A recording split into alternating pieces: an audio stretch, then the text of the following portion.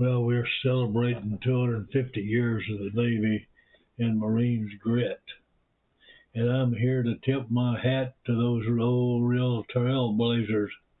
Now, I may be deep news and savvy, but I know a thing or two about the hustle and the heart back in that day.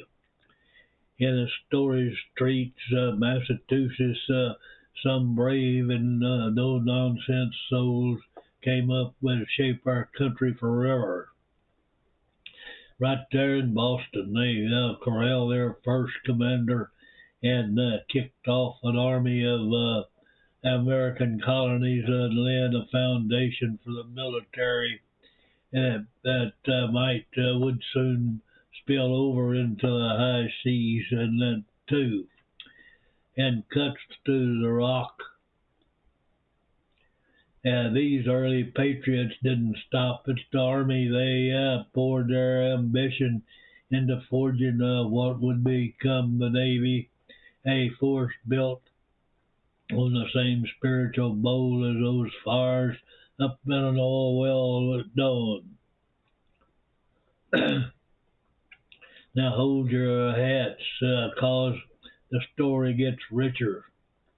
These local heroes weren't content with just their genius on the home front, so they carted themselves down to Philadelphia into the hallowed halls of independence and were the band of determination and revolutionaries hammered out the blueprint of freedom.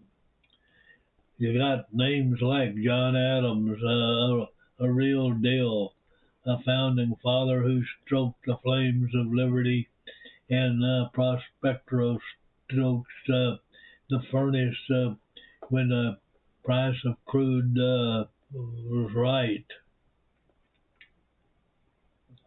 Some folks might even pledge these patriots as a bunch of country boys looking to make a quick buck, but I kind of like the new gifters knocking out on a busted rig, and but let me tell you that it wasn't about making a fast dollar; it was about funding the dream. These crews, led by the likes of Pelletiers, and they even sketched out a prototype for the iconic American flag, and we rally around today. When a little of those Hopkins and a whistling Dixie, they were setting a standard for what it means to be free. And then there's Robert Morris, a man with the nerves as he walked to back up the bold ideas, much like a seasoned wildcatter who's willing to bet the big rig